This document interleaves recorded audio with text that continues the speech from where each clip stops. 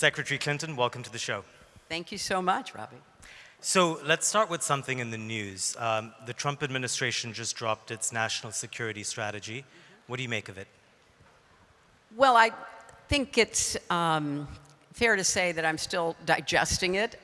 There is a very clear message from the strategy that was issued that the United States is taking a very big turn away from the kind of alliances that have been the hallmark of our foreign policy, and I would argue our real strength in influencing events in the world. So if you look at it, there's a very strong indictment of Europe, and in particular, the openness of Europe and the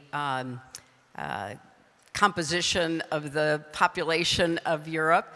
And that, to me, is an unnecessary division between us and countries with whom we have a lot in common and a lot that is necessary to our security. The sort of updating of the Monroe Doctrine that goes back to a very early president of ours, James Monroe, about dominating the Western Hemisphere, is something that is going to be very difficult to pull off, and we're watching the administration with its buildup of military power and its use in the region, and wondering, where that will lead. But in general, it raises more questions than answers about what actually will be done to implement these kind of very broad statements that are found in the strategy. So if a lot of that is in theory, let's just talk about what we've seen so far in the last 11 months.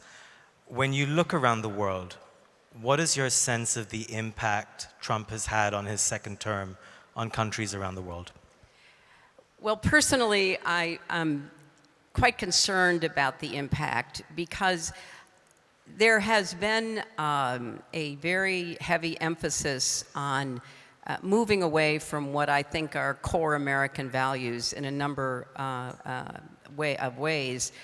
And that's not to say that there haven't been some successes. Can you describe those values? What do you mean by that? Well, for example, supporting Russia's invasion of Ukraine, both in an affirmative way by very rarely criticizing Putin for the brutal war that he has waged on the Ukrainian people, and then attempting to try to coerce the Ukrainians into accepting a negotiated ceasefire and peace deal that would be, by any objective measure, leaving them vulnerable to further Russian activity. Remember, Russia has been in Ukraine since 2014, so this didn't start in 2022.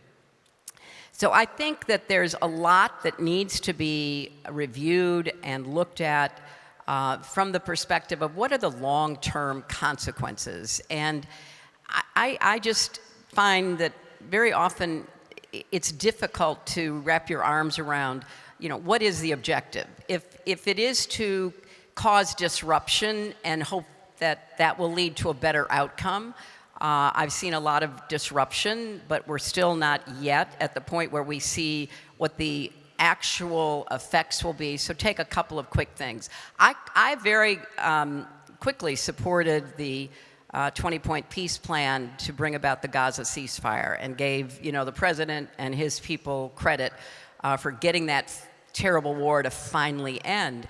But it's a 20-point peace plan that takes an enormous amount of work and effort and diplomacy and negotiation and carrots and sticks to make sure you get all the parties around the table and try to figure out how to move forward with it.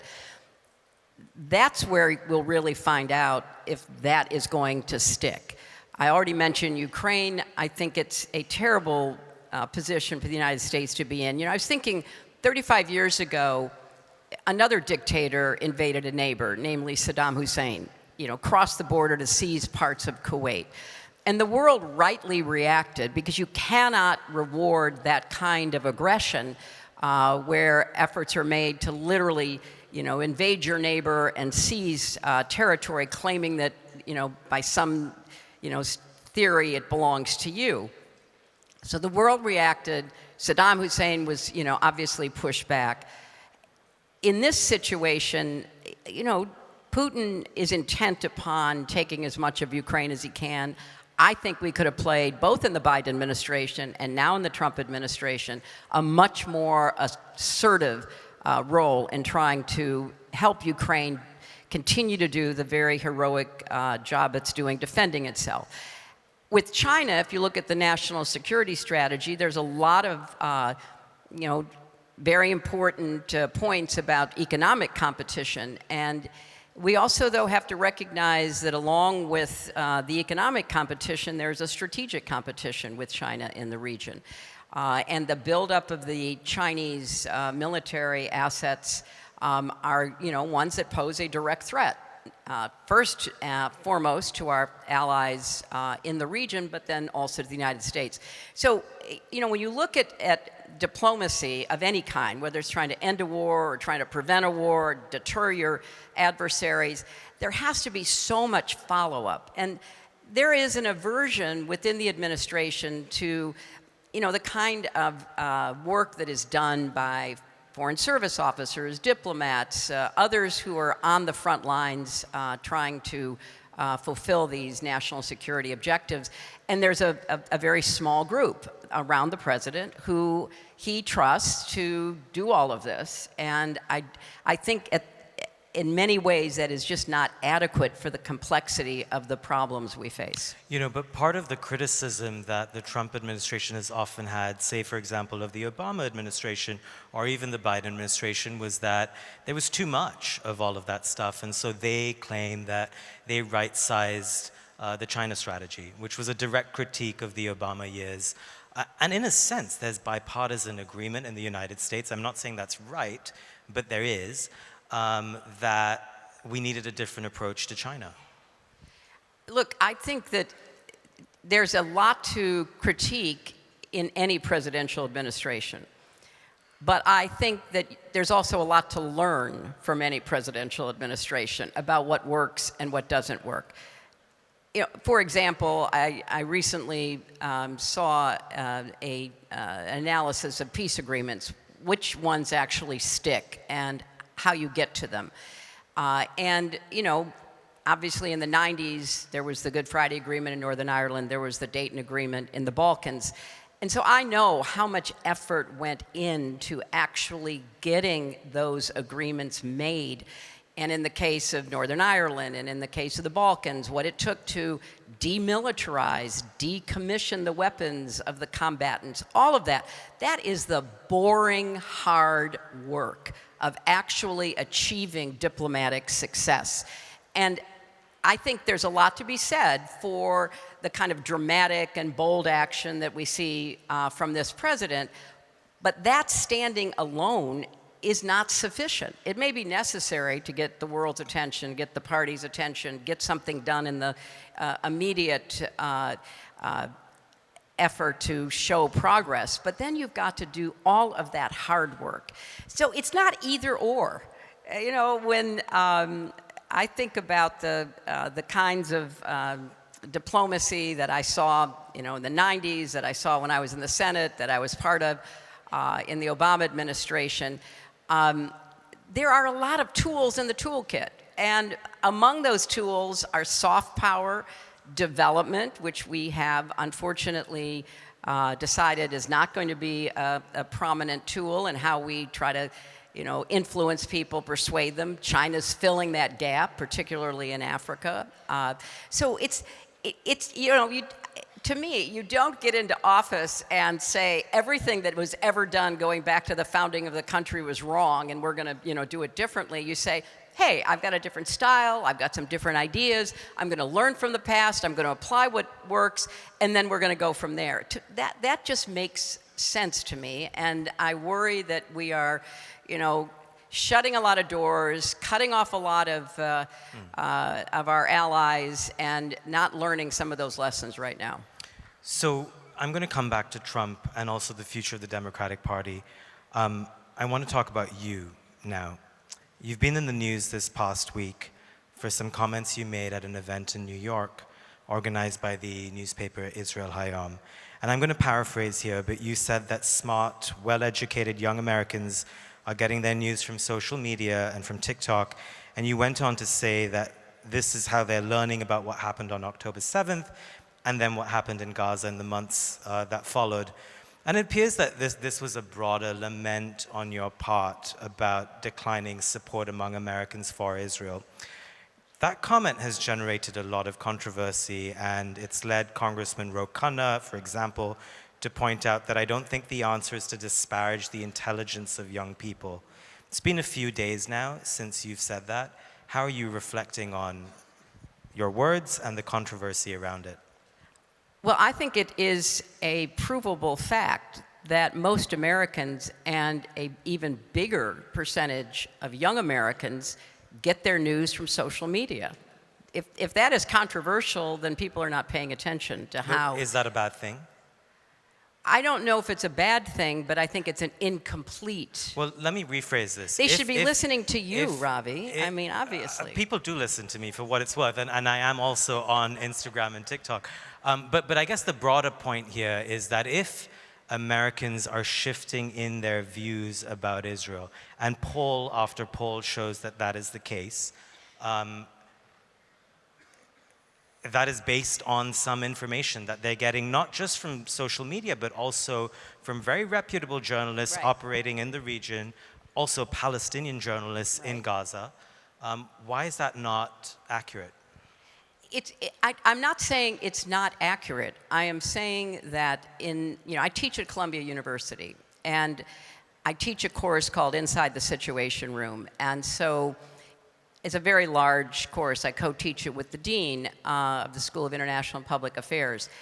And so I've had many, many conversations with very smart young people, not just Americans, but literally from around the world. And it's worth pointing out that Columbia, of course, has been a center of some protest and action and it was. On this issue. And I talked to students there. I've talked to students elsewhere. And in talking with them about their views, they were certainly entitled to those views based on whatever information they had. But they did not always know why they were saying what they said. And all I'm asking for is that people have a historical context, both for what has happened to the Palestinians and what has happened to the Israelis, because we are not going to implement the 20-point peace plan or any other peace plan unless people come with some sense of historical perspective and empathy about how we're going to move people toward what I still believe is the only realistic outcome, a two-state solution. And we're not going to get there if people, when they say from the river to the sea, and you say what river and what sea, and they don't know, which has personally happened in conversations that I've had. I just, but this is a larger issue, because even on other matters in this class that I teach, we are not doing a good job teaching history. We're not giving young people the kind of context that I think they need to be decision makers. But with all due respect, and I can't gauge how well young people grapple with history, but what I can speak to is they're grappling with the here and now. And they are witnessing images that are live streamed, that are coming out every day. And yes, there is misinformation and disinformation, but a lot of it is real. And I think there's a genuine anger in the United States and around the world that some of that anger is deflected. But Ravi, I'm angry about all of the human rights abuses. I'm angry about all of the excessive use of force. I'm angry about, what happened on October 7th in Israel and what happened in Gaza. I'm angry about what Russia's doing in Ukraine. I'm angry about Sudan. I'm angry about the Eastern Congo. I mean, I think we should be all looking at the tragedies and the conflicts that are bringing about so much suffering and be dealing with them. That's why the national security strategy is not to my liking, because I think the United States has an important role in trying to resolve these conflicts and alleviate the suffering and give people a chance to have peaceful, prosperous lives.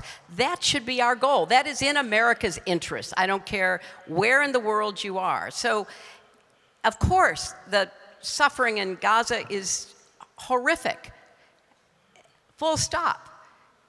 Suffering everywhere is horrific. So let's look at what we can do to try to resolve, what is being done to people in so many different settings right now. And I think that the emphasis on one terrible conflict sort of doesn't do justice to the challenges that we are confronting.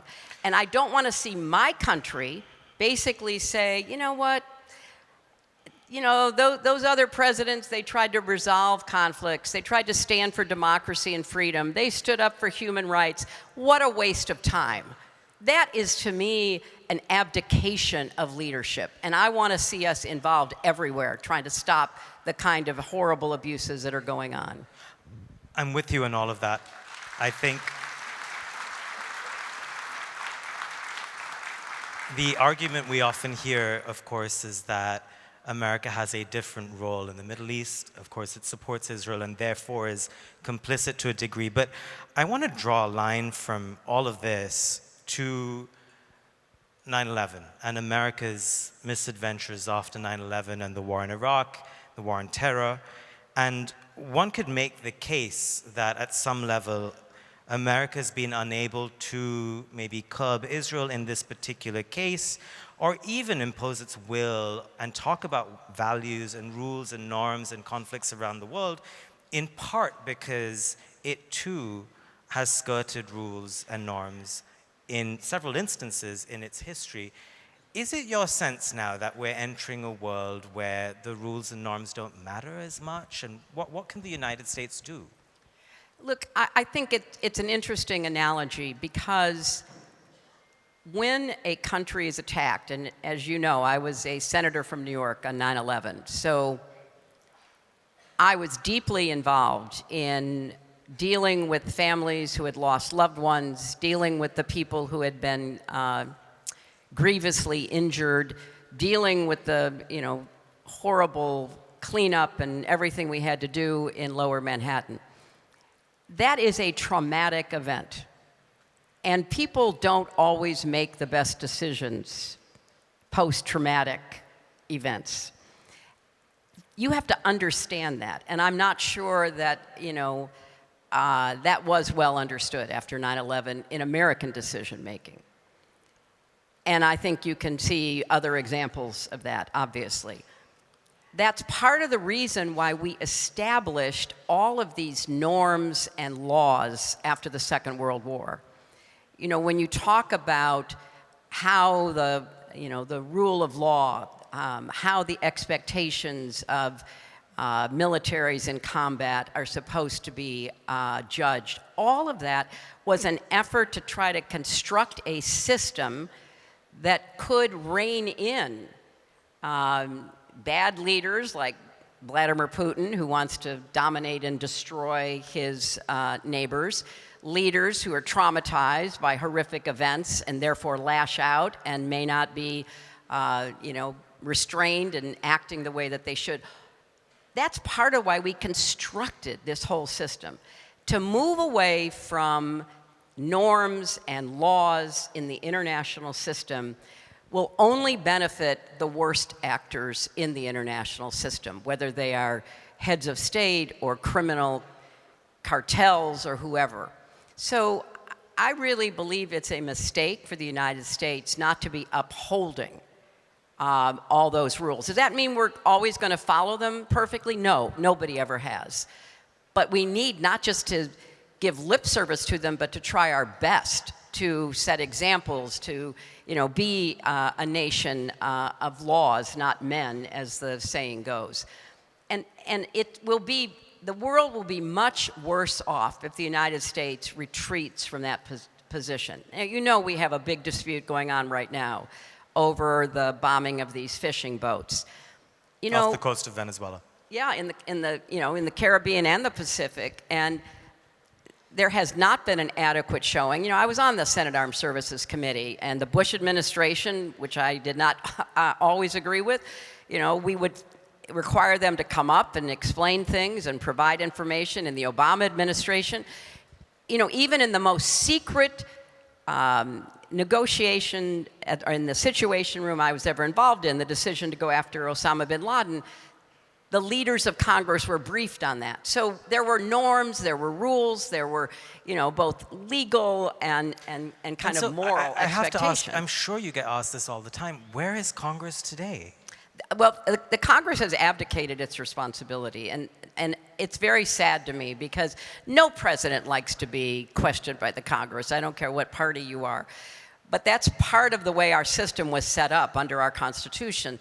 The Congress is supposed to serve as a check on the executive power, and I think it's unfortunate that they have failed to do that. And you know, basically, it's the Republican Party that doesn't want to, in any way, hold the administration accountable.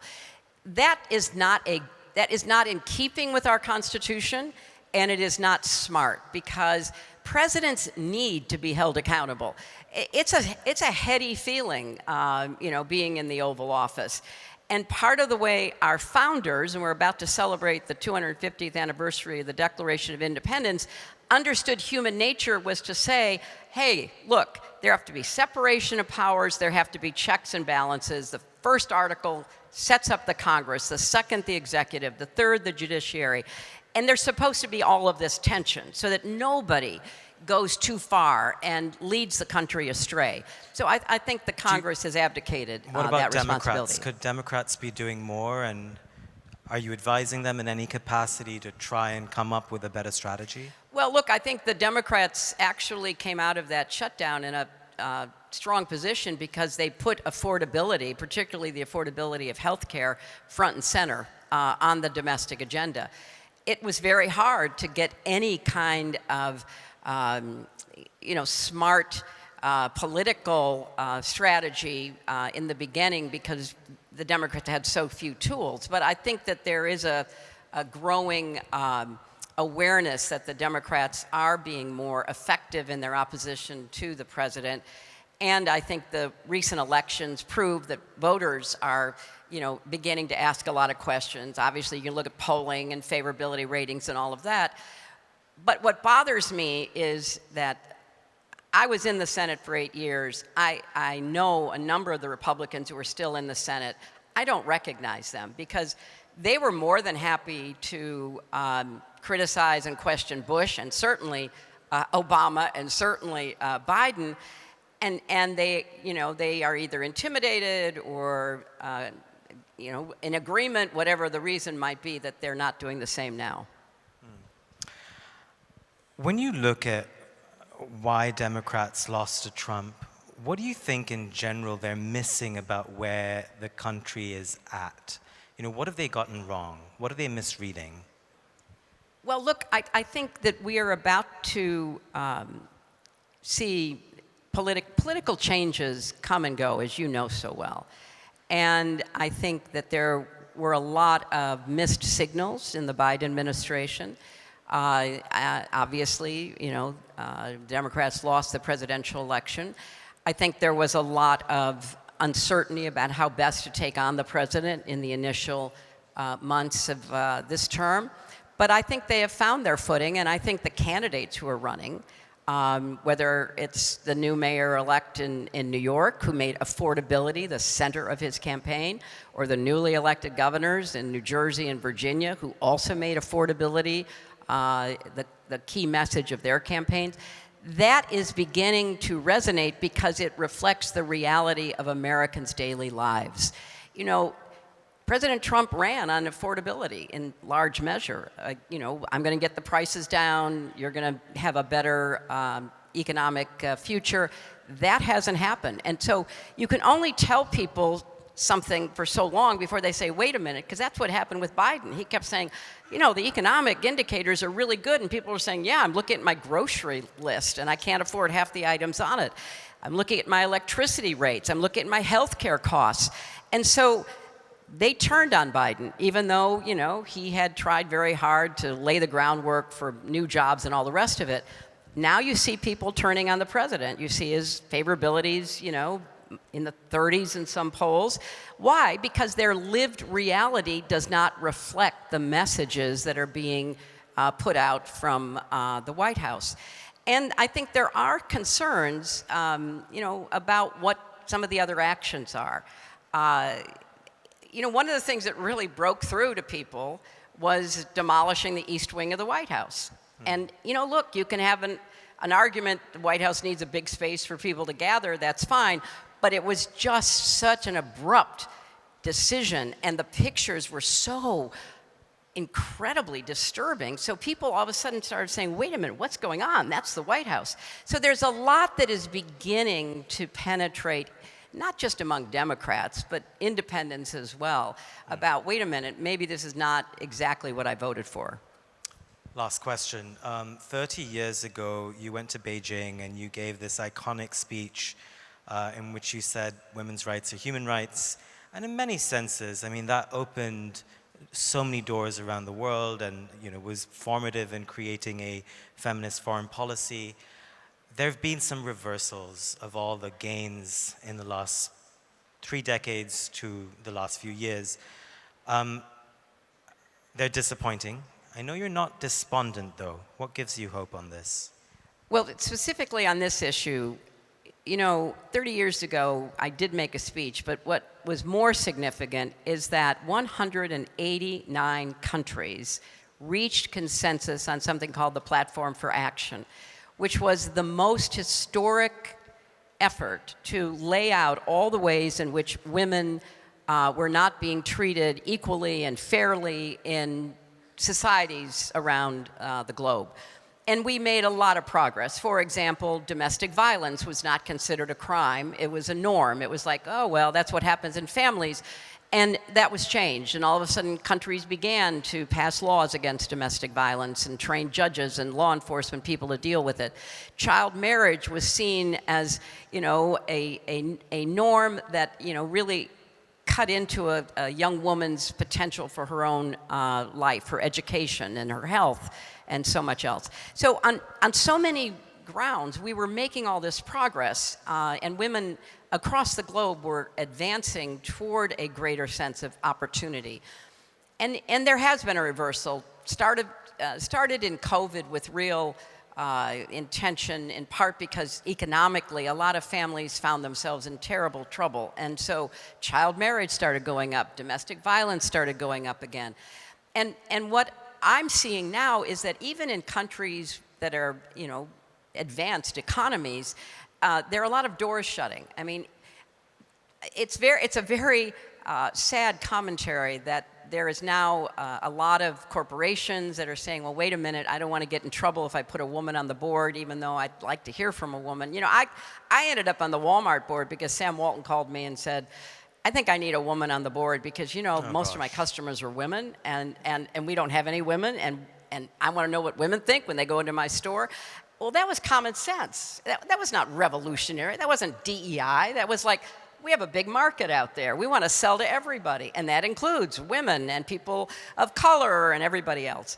So I just see that there's a very real pushback in ways that are endangering women's lives, cutting back on health care, child marriage, once again, being, you know, an economic necessity, what the Taliban is doing, you know, the continuing campaign against women with forced hijab in Iran, but also in Hungary, in Russia, in Turkey, turning back laws that were meant to protect women. Xi Jinping saying, I wish more women would go back into the home because we need more children. Well, they need more children because they had the one-child policy, and they have a 30 million male surplus because they didn't keep their baby girls alive because they could only have one child.